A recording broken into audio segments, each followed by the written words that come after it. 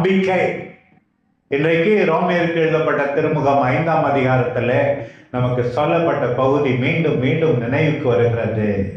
நமக்கு அருளப்பட்ட தூய ஆவியின் வழியாய் கடவுளின் அன்பு நம் உள்ளத்திலே பொழியப்பட்டுள்ளது. கடவுளின் அன்பு இன்னும் நமக்கு எப்படி தெரிகிறது தெரியுமா? நாம் நல்லவர்கள் இல்லை என்கின்ற நிலையில, பாவிகள் என்கின்ற நிலையில ஆண்டவர் இயேசு நமக்காக மரித்தார், பாடுபட்டார், உயிரை கொடுத்தார். அவர் நம்மை மறந்து விடுவாரா? நம்முடைய உற்றார் உறவினரை அவர் மறந்து விடுவாரா? மறக்க மாட்டார்.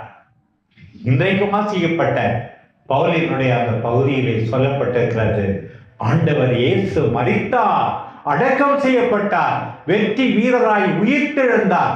சாவே உன் கொடுக்கு எங்கே? சாவே உன் வெற்றி எங்கே?